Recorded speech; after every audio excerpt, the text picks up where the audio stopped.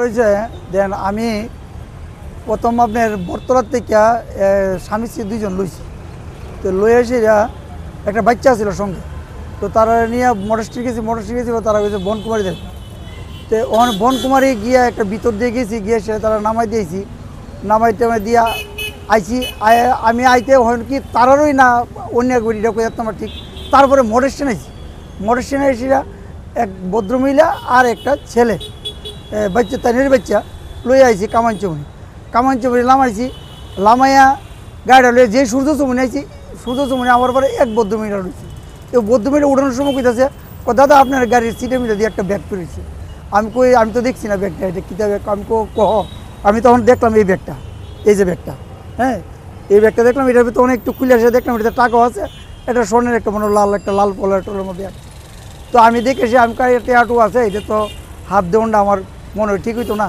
তখন আমি আমরা সত্যি কথা যেটা বিষয়টা হয়েছে, আমি একজন আমার দাদার লগে যোগাযোগ করছি পরে তখন মান্নাদের নাম্বারটা আমার দিল। মান্নাদের নাম্বারটা দিও না, তাই নিয়ে তো প্রেসের কাজ করে, তো তাই নিয়ে দেও না। আমি কই ইচ্ছা ঠিক আছে, দিলে ভালো হয়েছে। তো মান্নাদের লগে যোগাযোগ করলাম, তো মান্নাদা বলে ঠিক আছে তুমি থানার সামনে আই। আমি কইছি আমি সরকার নার্সিংহোমে থাকুম, তাহলে আপনি আই।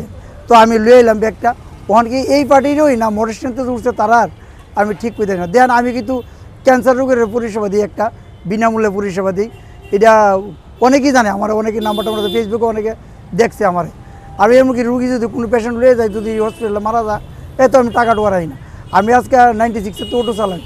আর ওই সময়ে তো মানুষ রাত্রে ঘুমাই থাকতাম না বাড়িতে, ওই সময়ে আরও রুগী টুগিতে নিতাম না, তখন তো মারা যেত। তখন তো অ্যাভেলেবেল প্রত্যেকের বাড়িতে এবং পাড়ার সবার কাছে অটো আছে, গাড়ি আছে, অনেক অভাব নেই ওই সময়। তো আমি এটা কইরাতে, কিন্তু আমার কাছে মনে হয় যে পরের একটা জিনিসটা পাইলো, ওটা হয়তো বা গরিব হোক ধনী হোক জিনিসটা না, বড় জিনিস ছিল তার যে মূল্যবান সম্পদটা পাইলো, এটার লেগে আমি মূলত আমি ভদ্রমহিলার কাছে দিতে পারলে বা ভদ্রলোক যেটাই হোক যারই হোক দিতে পারলে আমি খুব খুশি।